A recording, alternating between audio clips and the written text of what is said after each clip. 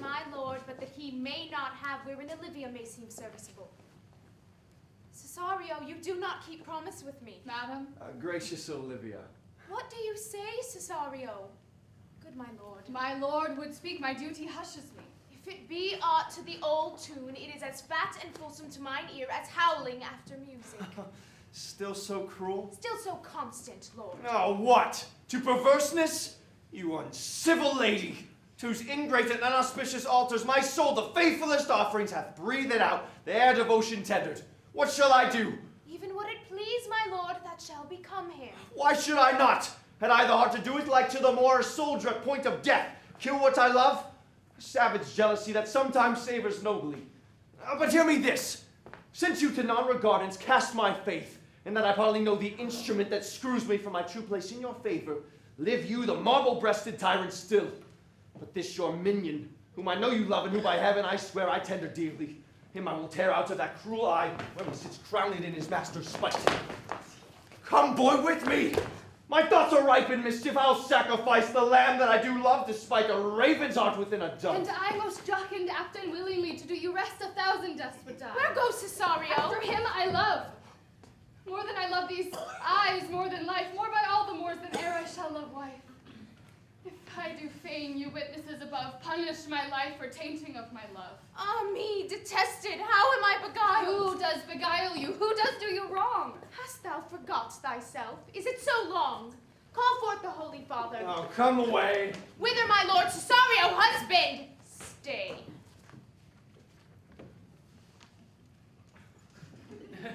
Husband? Aye, husband. Can he that deny? Her husband, Sirrah? No, my lord, not I. Alas, it is the baseness of thy fear that makes thee strangle thy propriety. Fear not, Cesario, take thy fortunes up. Be that thou know'st thou art, and then thou art as great as that thou fearst. Oh, welcome, Father. Father, I charge thee by thy reverence here to unfold, though lately we intended to keep in darkness, what occasion now reveals before 'tis ripe. What thou dost know hath newly passed between this youth and me. A contract of the holy bond of love, confirmed by the mutual joinder of your hands, attested by the holy close of lips, strengthened by the interchangement of your rings, and all the ceremony of this compact sealed in my function by my testimony. Since when my watch had told me toward my grave I've traveled but those horas. Oh, thou dissembling cub! What wilt thou be when time hath sowed a grizzle on thy case? Or not else thy craft so quickly grow that thine own trip shall be thine overthrow? Farewell, and take her, but direct thy feet where thou and I henceforth may never meet. My lord, I do protest. Oh, do not swear. Hold little faith, though thou hast too much fear. Oh,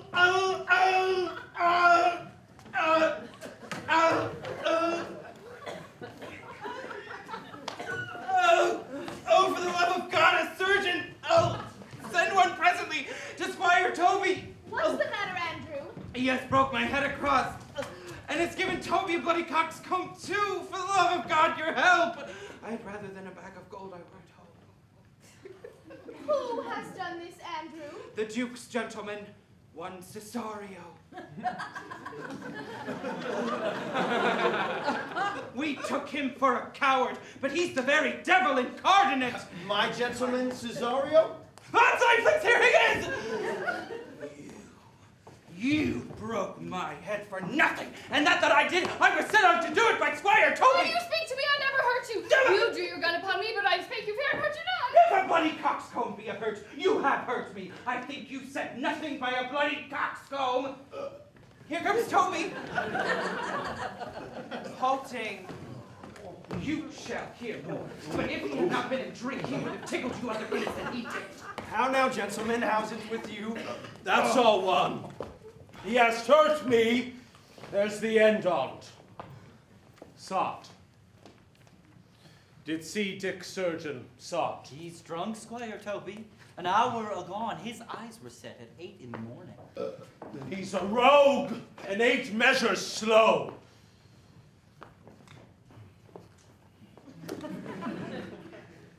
I hate a drunken rogue.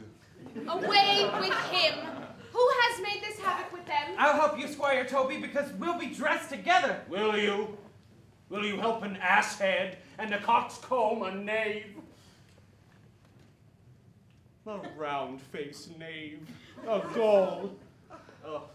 Get him to bed and let his hurt be looked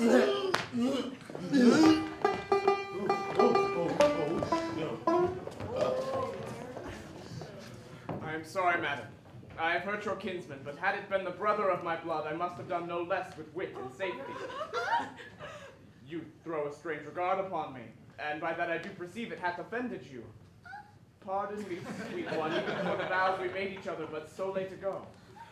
One face, one voice, one habit in two persons? A natural perspective that is and is not. Antonio! Oh, my dear Antonio! How the hours have racked and tortured me since I have lost thee. Sebastian, are you? Fear'st thou that, Antonio? How have you made the division of yourself? An apple cleft in two is not more twain than these two creatures. Which is Sebastian? Most wonderful.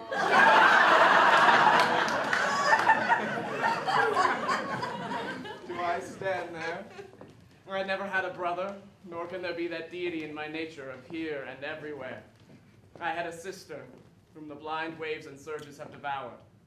Of charity, what kin are you to me? What name, what countryman, what parentage? Of Messalene. Sebastian was my father, such a Sebastian was my brother too, so went he suited to his watery tomb. If spirits can assume both form and suit, you come to fright us. A spirit I am indeed, but am in that dimension grossly clad, which from the womb I did participate. Were you a woman, as the rest goes even, I should my tears let fall upon your cheek, and say thrice welcome, drowned Viola. If nothing lets to make us happy both, but this, my masculine usurped attire, do not embrace me till each circumstance of time, fortune, place do cohere, and jump that I am Viola, which, to confirm, I'll bring you to a captain of this town where lie my maiden weeds, by whose gentle service I was preserved to serve this noble duke. All the occurrence of my fortune since have been between this lord and this lady. So comes it, lady, you have been mistook. But nature to her bias drew in that. You would have been contracted to a maid, nor are you therein by my life deceived. You are betrothed both to a maid and man. Be not a maid, right noble is his blood. If this be so, and yet the glass seems true, I shall have share in this most happy rack. Boy, thou hast said to me 1,000 times, thou never shouldst love a woman like to me. And all those sayings will I overswear, and all those swearings keep as true in soul as doth the orbed continent, that fire that severs day from night. Give me thy hand, and let me see thee in thy woman's weeds. The captain that did bring me first on shore hath my maid's garments. She, upon some action, is now endurance at Malvolio's suit. He shall enlarge her. Fetch Malvolio hither. And yet, alas, I do remember me. They say, poor gentleman, he's much distract. A most extracting frenzy of my own from my remembrance clearly banished his. How does he, Sirrah? Truly, madam, he holds Beelzebub at the stave's end as well as any man in his case may do. He has here writ a letter to you. I should have given it to you today morning, but as a madman's epistles are no gospels, so it skills not much when they are delivered. Open it and read it. Look then to be well edified when the fool delivers the madman. By the Lord, madam! Now, art thou mad? No, madam, I do but read madness, and your ladyship will have it as it ought to be. You must allow Fox. Prithee, read thy right wits. So I do, Madonna, but to read in his right wits is to read thus. Therefore, prepend my princess and give ear. Read it to you, miss.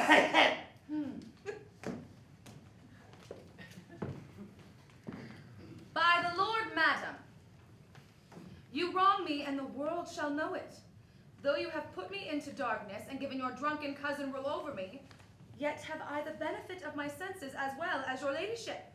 I have your own letter that induced me to the semblance I put on, with the which I doubt not, but I do myself much right, or you much shame. Think of me as you please. I leave my duty a little unthought of, and speak out of my injury. the madly used Malvolio. Did he write this? Aye, madam. This savors not much of distraction.